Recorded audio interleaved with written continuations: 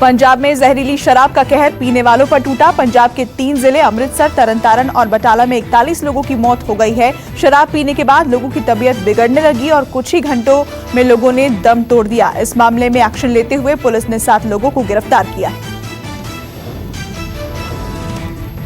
Sushant Singh suicide case में ED ने भी मनी लॉन्ड्रिंग का केस दर्ज कर लिया है। इस मामले को लेकर ईडी के सूत्रों के हवाले से कई अहम जानकारियां मिली हैं। जानकारी के मुताबिक सुशांत ने 3 कंपनियां खोली थी। पहली कंपनी का नाम विविड्रेज रियल्टी प्राइवेट लिमिटेड था। इस कंपनी को 12 सितंबर 2019 को स्थापित किया गया था। इस कंपनी में 3 लोग हिस्सेदार हैं, जबकि दूसरी कंपनी इसी साल जनवरी में बनाई गई थी। मुंबई में सुशांत केस की जांच कर रही बिहार पुलिस को मुंबई पुलिस ने मीडिया से बात नहीं करने दिया। दरअसल कल देर शाम मुंबई क्राइम ब्रांच में बिहार पुलिस के 2 अधिकारी पहुंचे थे। बताया जा रहा है कि बिहार पुलिस ने क्राइम ब्रांच से सहयोग मांगा, लेकिन मुंबई पुलिस ने उन्हें बात नहीं करने दिया। Actor Sushant Singh Rajput suicide case में बिहार पुलिस की जांच तेज हो गई है। रिया की याचिका पर सुप्रीम कोर्ट में 5 अगस्त को सुनवाई होनी है, लेकिन उसके पहले मुंबई से लेकर पटना तक सियासी बयानबाजी भी तेज हो गई है। एक निजी चैनल के कार्यक्रम में सीएम उद्धव ठाकरे ने कहा कि इस मामले को महाराष्ट्र और बिहार 2 राज्यों के बीच विवाद पैदा करने के बहाने के रूप में इस्तेमाल न किया जाए। राजस्थान में चल रहे सियासी घमासान के बीच अशोक गहलोत खेमे के विधायक जयपुर से जैसलमेर पहुंच गए हैं। सूत्रों ने बताया कि जयपुर से जैसलमेर पहुंचे 3 चार्टर्ड विमान में कैबिनेट मंत्री हरीश चौधरी, साले मोहम्मद सहित कांग्रेस के दूसरे विधायक जैसलमेर पहुंचे हैं। सभी विधायकों को जैसलमेर हवाई अड्डे से बसों के जरिए सूर्यगढ़ होटल ले जाया गया। दिल्ली से सटे साइबर सिटी गुरुग्राम में गुंडागर्दी की तस्वीरें सामने आई है, जिसे देखकर हर किसी का कलेजा कांप जाएगा। दरअसल गुरुग्राम में शुक्रवार सुबह करीब 9 बजे मीट से भरी एक पिकअप गाड़ी को कई किलोमीटर तक पीछा कर कुछ असामाजिक तत्वों ने पकड़ लिया और फिर चालक को नीचे उतारकर पीटना शुरू कर दिया। इस घटना का किसी ने मोबाइल में वीडियो बना लिया। अमेरिका भी भारत की तर्ज पर चीनी ऐप टिकटॉक को बैन कर सकता है। इसका इशारा खुद अमेरिकी राष्ट्रपति डोनाल्ड ट्रंप ने किया है। पत्रकारों से बात करते हुए ट्रंप ने कहा कि टिकटॉक पर नजर बनाए हुए हैं और इसे बैन भी किया जा सकता है। हालांकि उन्होंने ये भी कहा कि टिकटॉक के अलावे उनके पास दूसरे विकल्प भी हैं। इससे पहले अमेरिका कांग्रेस की एक कमेटी ने भी टिकटॉक को लेकर कई तरह के संदेह जाहिर किए थे। 5 अगस्त यानी श्री राम दिवस, 5 अगस्त यानी करोड़ों हिंदुओं की आस्था का सबसे खास दिवस। यही वजह है कि अयोध्या सज रही है। यहाँ दिवाली जैसा माहौल दिखने लगा है। खास तरह के लड्डू बनाए जा रहे हैं। अतिथियों की लिस्ट तैयार की जा रही है। करोड़ों राम भक्तों का सपना भी साकार होने जा रहा है। अयोध्या के साधु संत भी पीएम मोदी की बाट जोह रहे हैं।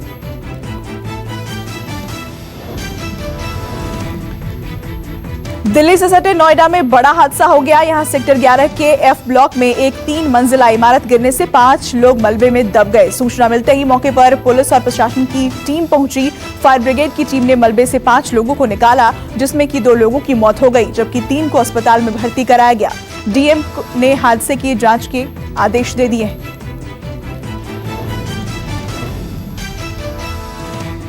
यूपी के बुलंदशहर में एक अधिवक्ता की हत्या के बाद इलाके में सनसनी मची हुई है।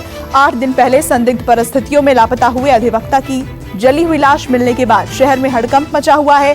खुर्जा में बढ़ते तनाव को देखते हुए यहां पीएसी को तैनात किया गया है। फिलहाल देर रात पुलिस ने शव को बरामद कर लिया। इस मामले में पुलिस के शक की सुई अधिवक्ता के दोस्तों की तरफ है। यूपी सरकार ने बकरीद को लेकर भी गाइडलाइंस जारी कर दी हैं, जिसके तहत यूपी सरकार ने सामूहिक नमाज अदा करने पर रोक लगाई है। साथ ही खुले में जानवरों की कुर्बानी देने पर भी पाबंदी है। इसके अलावा सांप्रदायिक भावनाओं का ख्याल रखते हुए लोगों को सोशल डिस्टेंसिंग का पालन करने के निर्देश दिए गए हैं।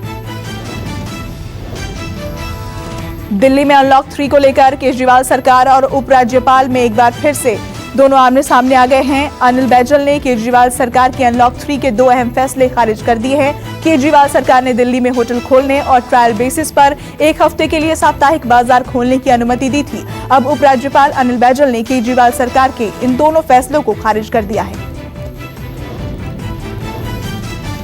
आज से अनलॉक 3 शुरू हो चुका है। यूपी में पहले की तरह वीकेंड्स पर यानी शनिवार और रविवार को लॉकडाउन रहेगा। स्कूल, कॉलेज और सभी कोचिंग संस्थान 31 अगस्त तक बंद रहेंगे और रात के कर्फ्यू को खत्म कर दिया गया है। साथ ही रक्षाबंधन और बकरीद जैसे त्योहारों को देखते हुए योगी सरकार ने गाइडलाइन जारी की है और किसी भी धार्मिक स्थल पर सामूहिक रूप से भीड़ इकट्ठा न होने की बात कही गई है। बिहार, असम, बंगाल समेत तमाम राज्यों में बाढ़ का कहर जारी है। लगातार हो रही बारिश से यहां सड़कें पानी से लबालब हो चुकी हैं। सड़कों पर पानी ही पानी नजर आ रहा है। बाढ़ के कहर से यहां मरने वालों की संख्या में लगातार बढ़ोतरी देखने को मिल रही है। मौसम विभाग ने केरल के इडुक्की में अगले 24 घंटे के लिए रेड अलर्ट जारी किया है। बिहार के छपरा में बाढ़ के कहर से कोहराम मचा हुआ है। बारिश के पानी से सड़क पर नदी बह रही है। कमर तक पानी भरा हुआ है। बाढ़ के पानी से यहां बना पुल भी धराशायी हो गया है। पुल टूटने की वजह से सैकड़ों लोग बाढ़ग्रस्त इलाकों से आकर यहां नदी के बांध पर आसरा लिए हुए हैं।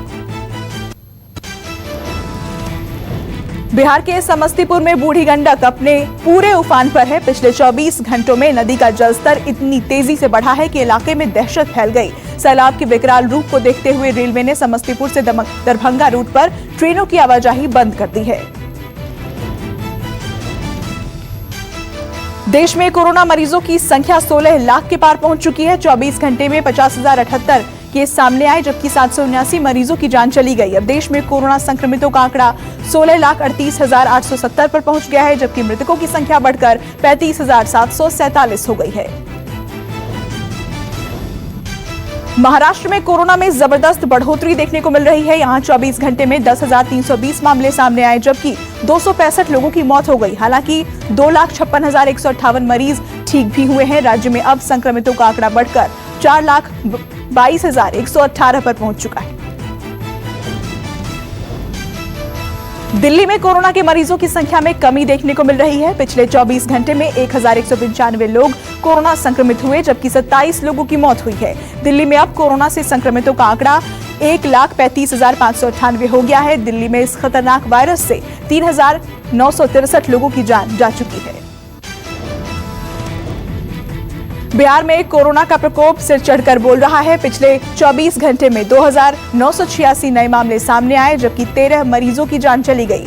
बिहार में इस खतरनाक वायरस से अब तक 298 लोगों की जान चली गई है। राज्य में अब संक्रमितों का आंकड़ा बढ़कर 50,000 पहुंच चुका है। असम के तिनसुकिया जिले में तेल के कुएं में लगी आग पर आज तक काबू नहीं पाया जा सका। कुएं से गैस के रिसाव और आग के कारण कई किलोमीटर के क्षेत्र में भूकंप के झटके महसूस किए जा रहे हैं। पिछले 50 दिनों से लगी आग को बुझाने का काम युद्ध स्तर पर जारी है। बताया जा रहा है कि सफलता नहीं मिलने के बाद अब किल द वेल की प्रक्रिया शुरू की जाएगी।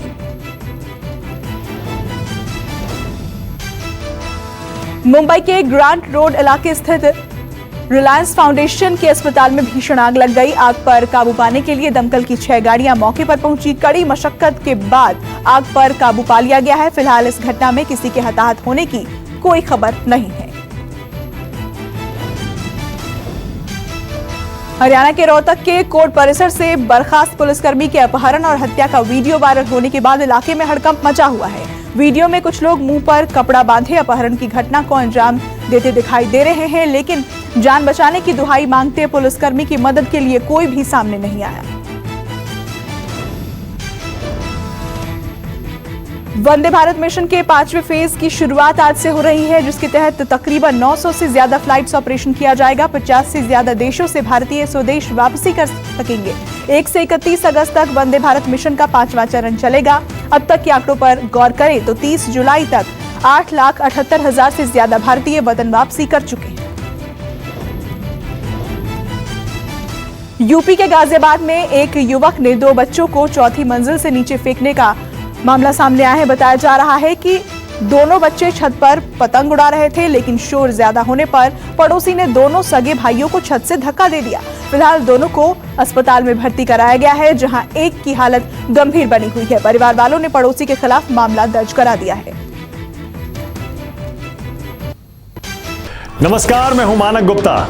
अगर आपको हमारा ये वीडियो पसंद आया हो तो इसे लाइक और शेयर जरूर करें, और हाँ, हमें सब्सक्राइब और फॉलो करना ना भूलें, ताकि आप देश और दुनिया की कोई खबर मिस ना करें। तो जुड़े रहिए हमारे साथ और देखते रहिए न्यूज़ 24।